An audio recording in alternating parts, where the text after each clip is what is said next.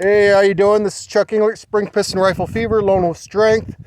I'm out here on the ice fishing today. I took a cottontail earlier. I'm out here with my HW95 and my Marlin 6022 Rimfire. Now I'm making this video today because there's a lot of people that are pushing that a spring piston air rifle is the best survival tool. Now, a lot of that's going to have to dictate where you live. Like if you're in a city, a big city, you might want a spring piston rifle. But if you're not in a big city and you don't just have birds and rabbits and squirrels to live off, you're going to maybe want a 22 Rimfire. I'm going to take some shots down range. I got some cans filled with water. We're going to see how much destruction these two do differently than each other. So we'll have the HW95 go first. Got a pellet already loaded in the chamber. So we'll go for the olive can first. And the Marlin will go after the mushroom can. So we're going to see how much power we have here. Hits it nice. Has a nice little jump to it.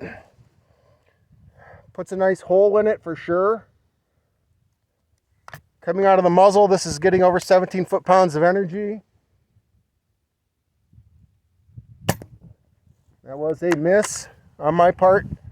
I jerked it or bounced it, whatever you want to say. I was bouncing around.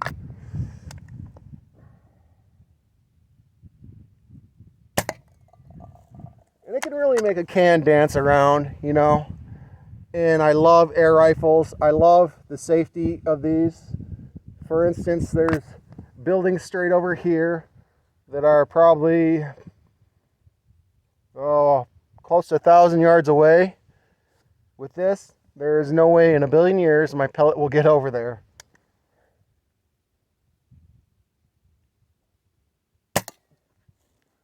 Cans are out at 15 yards, by the way. Yeah, there's no way that my pellet will get over there to these buildings. So that's huge for safety wise, for a safety factor.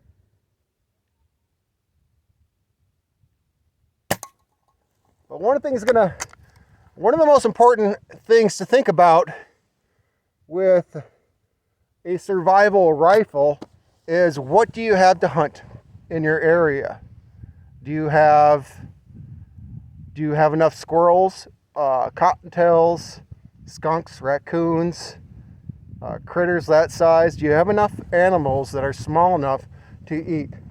My cottontail today, I shot it with my Marlin actually. Let's get it out of the bag here. I aimed right about there. Took a shot, he did a flip, and that flopped around and he was done. But with a 22 Rimfire, shot placement is not nearly as important as with a air rifle, with a pellet gun, with a 22 caliber pellet gun, or 177 cal pellet rifle. So shot placement is going to be a lot more important. And like I said, the size of the animals. If you have deer, don't go shooting any deer with your pellet rifle. You got a 99% chance that you're just going to wound the animal and it's going to run off. It's going to have that pellet in it, and that's not going to be good.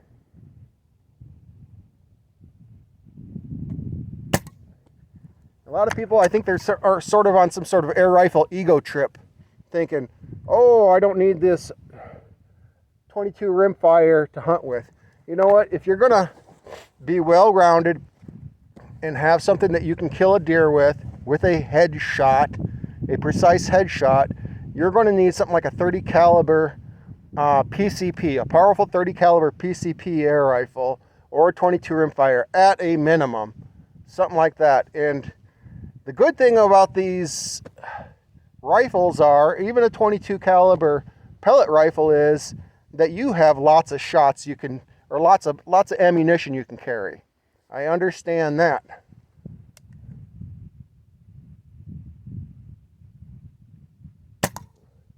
I fully understand that the smaller the ammo, the more ammo you can carry. But like out here in South Dakota, man, you would starve to death. How many cottontails does it take a day to feed me? I tell you what, I bet you it would take a minimum of 6 cottontails a day to feed me. Then I got my wife to feed, then I got my boy to feed. How many people do you got to feed in your family?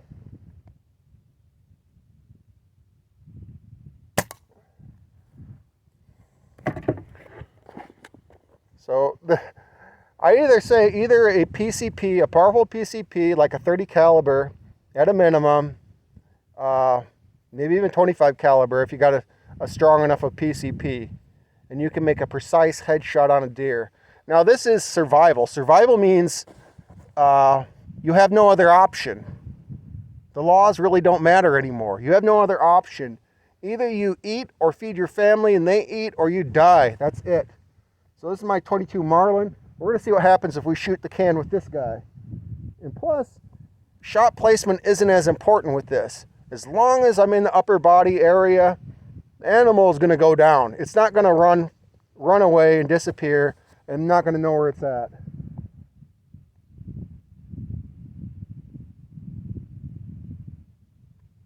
Oops, better put on fire.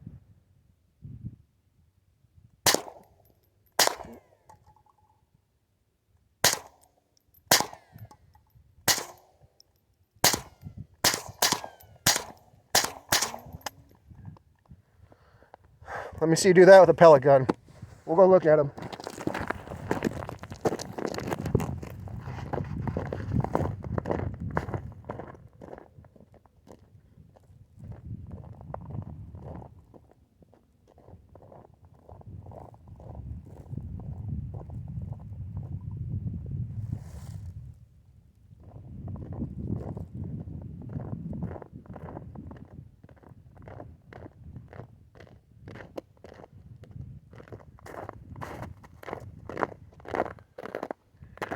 I did not count how many times I was shooting. Here's from the air rifle. Very respectable. But the difference with the 22 rimfire, when you're unloading, there's a noticeable difference. There is a lot more power. There's a big difference between 120 foot-pounds of energy versus 17 foot-pounds of energy. And like this rabbit, I thought about skinning this on camera just to see what happened. All the blood I see is coming out of his mouth, so I don't know if I got a headshot or I just hit him so hard that blood is coming out of his mouth. But I figured hopefully I won't get demonetized, and I just want to skin this guy and see where all the damage is done.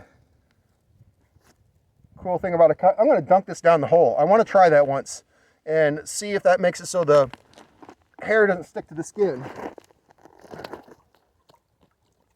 Here we go. So, how do you like that? I thought about trying that before and just seeing, because it's such a pain in the butt with all this fur that sticks to the meat. Ooh.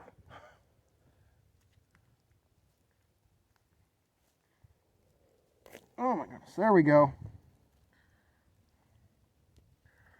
No matter what, I'm going to get fur stuck to the meat and have to clean it like crazy.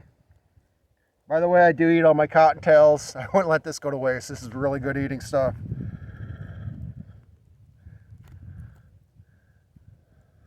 So you got to consider other things that I was thinking about earlier. You got to consider flyers. You got to consider shooter air. You know, this is going to be a really good example of shooter air, everybody.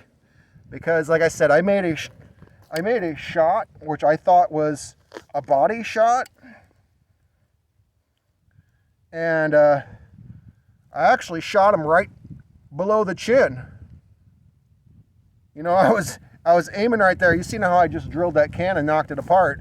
All you got to do is jerk the trigger the wrong way a little bit, and you don't hit right where you want to hit. But I was aiming right here at the upper rib cage, but I must have jerked the trigger too hard, and I still hit him. But yeah. So my thumbs up for a survival weapon, and that means putting your pride to the side, Don't think that you're world champion air gunner, and this is not against any of you that have put videos out like this before in the past. This is me saying, take care of your family first, no matter what it takes. Use the proper weapon. Another thing to consider is, what if you have Mr. Bad Guy coming around and he's attacking your family, attacking you, and you still got to defend yourself? Are you going to be able to defend yourself with your pellet gun? Are you sure you're going to be able to shoot your Gamma Swarm Magnum fast enough to defend you and your family? Tell you what, with my Marlin 60, I can unload 18 rounds pretty quickly if needed to be to protect me and my family. God forbid that anything should happen like that, but this world's getting bad really quickly. Things are going sour really quickly. I got bad feelings about what's going to happen to our country. I'm not going to share that on YouTube. I'll probably get demonetized. But I want you to consider this. It's very, very important. I want to say, please subscribe. If you have not subscribed, give me a like. God bless every one of you, and you have a great day. And I plan on doing some more air rifle stuff today.